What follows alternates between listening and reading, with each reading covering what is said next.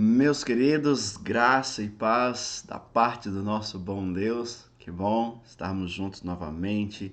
Que bom podermos compartilhar um tempo. Tivemos aí 3 devocionais com o Rodrigo. Muito bom. Louvar a Deus pela vida dele. Como é bom, né?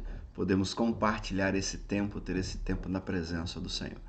E o desejo com esses tempos que nós temos, todos os dias, cada dia num capítulo, é que nós possamos desfrutar mais da palavra, do amor. Nós sabemos que viver o reino, viver o evangelho não é algo simples, tem os seus altos, tem os seus baixos, tem as suas lutas, mas mesmo com tudo isso, nós não podemos deixar de lado o privilégio que nós temos de servir ao Senhor, de buscar ao Senhor, de não só ser amado, mas de poder desfrutar deste amor. Porque é isso que eu entendo. Eu entendo que não é só saber que somos amados. Saber que somos amados é muito bom, com certeza, é top.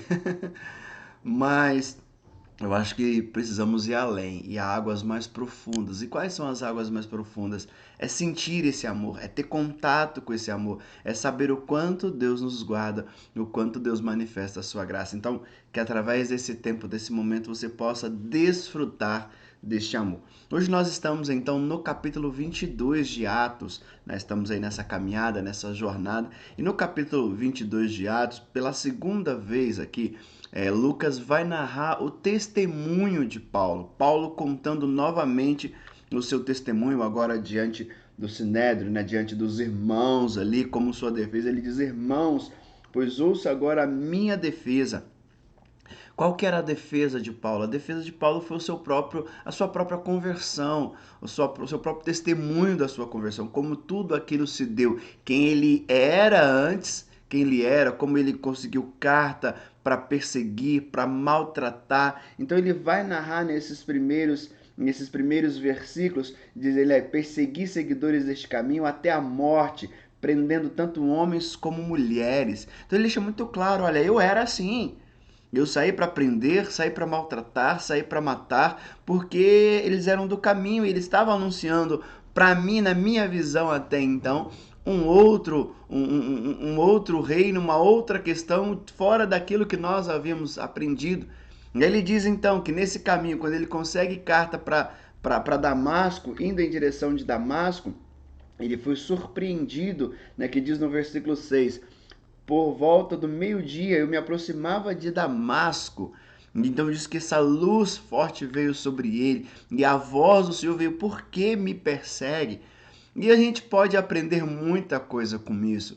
Porque, primeiro, Paulo valorizando o seu testemunho, Paulo valorizando aquilo que Cristo fez na vida dele. A transformação, ele mostrando, olha, quem eu era um crápula, eu era alguém que estava totalmente longe, mas a gente dá para entender que mesmo Paulo na sua maldade era sincero. Por isso que a gente sempre coloca que é muito importante sempre estarmos buscando direção do Senhor. Por quê? Porque muitas vezes nós podemos estar fazendo algo que achamos ser certo, achamos que está correto, mas de repente não está agradando ao Senhor. Ou de repente, como a gente diz, fazendo algo certo com a motivação errada, muitas vezes é pior ainda. Então Paulo ele fazia algo achando que ele era intenso em perseguir os cristãos, ele era intenso em maltratar, em apoiar para matar. Ele vai dizer aqui que ele apoia na morte de Estevão, entendeu? Então assim, mas ele entende que isso era o certo a ser feito. Mas quando Jesus vem de encontro a ele, mostrando, olha, não, o que você está fazendo está errado. Você não está falando mal, você não está criticando, você não está perseguindo, você não está matando o povo, você não está matando os cristãos, você não está lutando contra eles, você está lutando contra a minha pessoa. E Paulo então se rende, de Saulo agora se torna Paulo, e ele se rende aos pés do Senhor e se encontra agora anunciando esse evangelho. Agora ele anuncia, então a gente vê que a intensidade que ele tinha para perseguir, essa intensidade foi muito maior ao anunciar o evangelho. Agora viver para o reino, se entregar a Cristo para viver totalmente por ele. Tanto que ele vai dizer no final aqui, na metade, que ele vai dizer que alguns não gostaram muito, alguns estavam meio que intriga dele, que ele vai dizer no versículo 17, vai dizer assim: Quando voltei a Jerusalém, estando eu a orar no templo, caí em êxtase e vi o Senhor que me dizia: depressa, sai de Jerusalém imediatamente, pois não aceitarão seu testemunho a meu respeito. Aquele que era um perseguidor agora se tornou um perseguido. E ele ainda tenta argumentar, mas eles não sabem quem eu fui, eles não sabem quem eu fizeram, meu testemunho não tem valor, né? Olhando aqui em miúdos, ele dizendo: olha, mas eles não sabem o que eu fiz. Ele diz: olha, eu respondi: Senhor, estes homens sabem que eu ia de sinagoga a outra a fim de prender, açoitar os que creram em ti. O Senhor diz: vai embora. Ele diz: eu enviarei para longe aos gentios. Então Paulo, ele tem essa questão do seu testemunho, e nós precisamos parar e pensar, e o nosso testemunho? Será que já parou para escrever o seu testemunho? Como foi? Como tudo aquilo que Deus fez? Porque, irmãos, é a nossa conversão ao Senhor. É aquele momento que nós entregamos a nossa vida a Jesus que faz toda a diferença nas nossas vidas.